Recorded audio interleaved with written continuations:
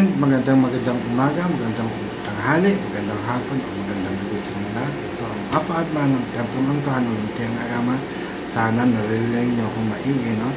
So it is our 48th day sa 100-day countdown ng ating para sa ating 48th birthday. At ngayon ay March 18, 2026. At ang focus ng ating prayer is strength of Filipino identity. And then at the same time, it is also the new moon. It means we have to say goodbye to Diwatang Taganlang na gumabay sa atin halos sa isang buwan. At tatawag tayo muli ng panibagong diwata.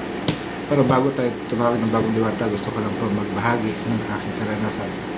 So we wake up early, no? Ginising tayo ng lakay ng mga 7 dahil kasi nga 8:30 ay klase natin.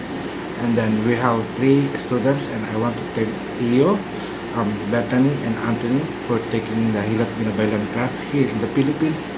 And natutuwa ako kasi naging successful po ang unang araw natin, which is very introductory lang muna, more on theoretical. Inilahad natin ang ating mga ang ating kasaysayan ng Hilat at kung ano nga ba ang Hilat. And sa focus ng prayer natin ngayon ay sinasabi dito strengthen, let me just open up, sabi strength of Filipino identity. At tunay nga, no, kung titignan ang pagkakakilala ng Pilipino sa buong mundo ay nauubos na. Kumbaga hindi na natin malubos makilala kung sino ang Pilipino kasi most of us ay magaling na talaga mag-Ingles. At sa pag-Ingles natin maaari itong American accent or European accent, pero ako identity ko, ang English ko is English Carabao pa rin, which is the identity of Filipino na mag-English. Kasi hindi naman tayo lumaki ng English ang sinasalita. But at the same time, bukod sa pagkakakilanlan natin, ay di na rin tayo makilala sa ating pananamit kasi very western ang ating pananamit. No?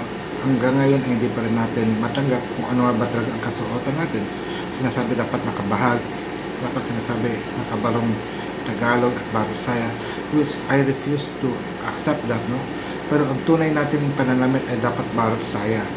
And then kung mapapansin nyo sa mga graduates natin, lagi natin silang binibigyan ng malong, which is patadyong. Ito ay talagang identity ng Southeast Asian dahil kasi nga anong tawag doon, basta we are a water kingdom, kumbaga we are part of the water empire, kaya yung malong na yun ay isang simbolo ng ating pagkakakilanlan na kung saan ito ginagamit mula sa pagsilang hanggang sa kamatayan. So bukod doon, no, I was so grateful na mapakinggan ang kwento nila Bethany sa kanyang karanasan bilang isang dula o mananabang sa Amerika, no? And nakita ko na hindi lang basta pera tatanggapin ka sa Amerika, pero nakita ko yung malaking discrimination doon. Kung ikaw ay Asian, kung iba ang kulay mo, hindi ka madalas tatanggapin, no? Tatanggapin sa hospital kahit na may pera ka. So parang yun nga, no? Kaya parang kailangan doon ng mga alternative medicine, alternative healthcare provider katulad ng Hilat para tulungan ang mga tao doon na nanirahan sa Amerika. Napabiro nga ako sana ang mga nag-handle ng hospital doon ay Pilipino kasi kahit anong lahi mo basta may pera ka, tanggap ka. Dito naman sa Pilipinas, yun ang nakakalungkot kasi pag wala kang pera, hindi ka makakatanggap ng healthcare. Maliban na lang ngayon, no? Dahil kasi meron tinatawag na zero billing sa mga hospital at thank you sa mga senador na nagpatupad niyan. At sana nga, for all, no, na totoo yun. I don't want to say na dapat kong maranasan yun. Ayaw ko magkasakit ng todo. Nakita ko na yun noong 2022, nung na-stroke tayo. Kaya lagi ko pa rin pinapaalala sa atin na hinay-hinay, dahan-dahan lang, no? Dahan-dahan lang. Parang may kanta rin yata sa Sarah Geronimo nun, but I don't know kung sa Sarah Geronimo nga ang kumatunan. Sa gabing ito, yung paano ba natin mapagpagtibay ang ating pagkakakilanlan. Kaya ang gawain ng Luntiang Agama ay ating binabalik, no, identity natin. Unang-una sa pamagitan ng katutubong gamutang Pilipino, ito yung Hilat. At sa loob ng Hilat ay ating sinusulong din ang pagsusulat ng baybayin at pagtawag sa mga diwata na sarili nating Panginoon o sarili nating Diyos. Kasi nga ang mga Diyos ngayon na umiiral sa bansa natin, most likely they are foreign gods. Ang paniniwala kay Kristo, paniniwala kay Allah ay hindi taal sa ating bansa, no? At nakita ko lang bago ako mag-live, no, parang ang King Philip ay umamin siya sa pagkakamali ng ginawa nila mula nung sinakop nila ang bansang Pilipinas at bansang Mexico. So nakita nila ang abuso nila. Pero merong isang Pilipino na comment na nagpasalamat pa dahil sinakop tayo, dahil hindi na tayo naging animismo, no, sumamba tayo kay Kristo at nawala ang ating identity dahil doon. And it was so sad na parang dahil sa foreigner, kinakalimutan din natin ang ating mga magulang at meron tayong dugong Kastila, and it is the reality kasi apelido natin galing sa kanila, pero yung pangalan natin totoo ay hindi na natin nakita, at yun ang sinisikap natin ibalik, ang pagkakakilanlan natin bilang isang lahing Pilipino. Sana nga sa pagpapatuloy ng ating pagtuturo ng hilot at pagtuturo sa mga pangalan ng diwata at sa pagtuturo ng baybayin at pagsuot ng mga katutubong pananamit natin ay makilala natin ang ating pagkakailanlan. Kaya nagpapasalamat ako sa Diwatang Taganlang na siyang gumabay sa atin at sumama sa atin patungong Amerika, at maraming karanasan tayong na-experience doon, at parang tinuturo niya na taga, you attack, you go and cut off yourself and respect of who you are. Maraming salamat Diwatang Taganlang sa inyong pamamatnubay. Pero hinihingi ko rin ang iyong biyaya na sana pagalingin nyo ang lahat ng may karamdaman ngayon sa ating mga kalahi o yung talagang sumasuporta sa atin. Maraming salamat kay Mamang Yoyoy, kay Gian, kay Sally Padlan, at sa lahat pa ng mga kalahi na hindi ko mabanggit. Pinapanalangin po natin ngayon na sana i-cut off na ng Diwatang Taganlang ang karamdamang dumarapo sa ating pinakamamahal na Lakay Bahay Agama. Hinihiling ko ang inyong panalangin. At sa mga tao na gusto kaming pabagsakin, alam ko po sobra-sobra ang pagnanasan niya na mapatumba kami, mawala kami sa eksena, no, sa yung pangalan namin. Pero hintayin niyo na lang po ang aming kamatayan. But then, maraming salamat kay kamatayan sa Diwatang Balakbak at Diwatang Balantay na inyo po kaming iniingatan at sinasamahan at tinuturuan niyo po kami ng misteryo ng buhay. Kaya patuloy kaming tumatayo, naninindigan, nagsasalita at nangangaral about sa Diwata, Engkanto at ganito. Kaya sa gabi ito, maraming salamat Diwatang Taganlang. Naway pagpalain niyo po ang templo ng ito ng Munting Agama, ang bahay sa Tala, na patuloy na gumagawa at nagsisikap na isa katuparan ang inyong kalooban.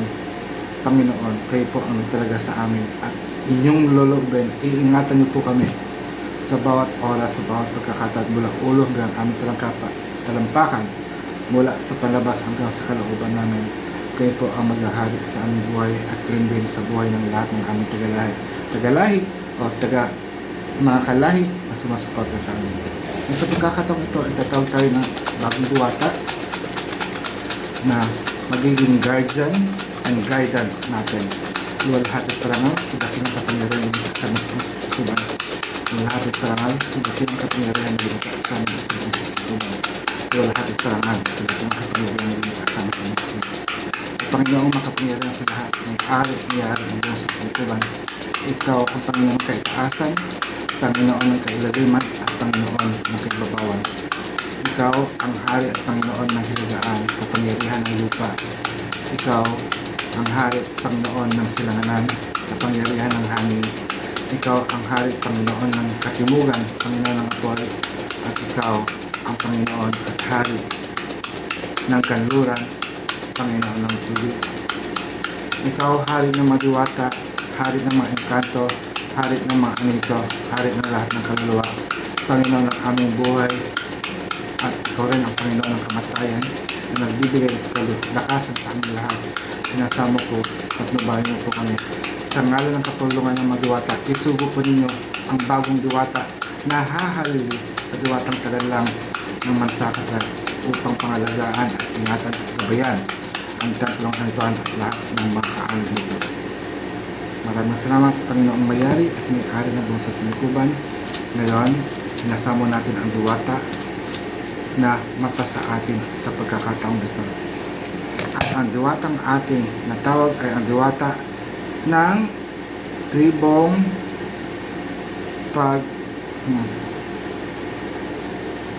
Pangasinan, ang diwatang Amangguwali. Actually, dumating na ang diwatang Amangguwali. So, tatawag ulit tayo. Maraming salamat, diwatang Amangguwali. Pero meron kayong layunin sa amin upang linisin muli kami mula sa karamihan upang baguhin ang aming buhay. Kaya amin na parangalan na sa aming templo.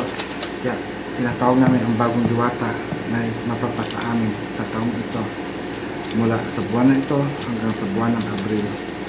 So ang diwata ay ang dakilang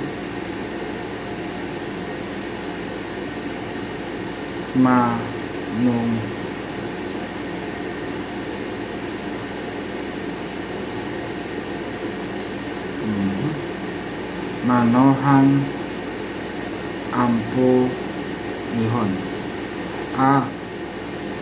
Macnogan Apunihon. So ito ay ang diwata ng tribong Ifugao. So diwatang Macnogan Apunihon, maraming salamat sa inyong pagkabay sa pagpapaunlak. Kayo po ang diwata ng Ifugao Center for Living Culture. Kaya maraming salamat dahil kayo nagpunta, dumating sa pagkakataon ito. So ang buwan na ito, March 18 hanggang April, kailan ba? March 18 hanggang kailan ba ang susunod na bagong buwan ng April? March 18 up to April 17. So, ang diwatang magiging tagapagnubay at gabay at tagapag-ingat ay ang diwatang Macnogan Apunihon ng tribo ng Ifugao. Maraming salamat, Macnogan. Maligayang pagdating sa aming templo dito sa Bahay Santara, Templong Amituhan. Nawa ay biyayaan niyo po kami at pagpalain sa aming buhay. Hinihiling ko po ang kagalingan ng bawat isa. Naway hipuin niyo po at tawagin niyo po ang lahat ng inyong tinawag o iyong hinirang na makiisa sa Templong Amituhan. Sa panahon ito hanggang sa April 17, samahan niyo po kami. Maraming salamat. Mayari na. Pagkasatin. Paalam.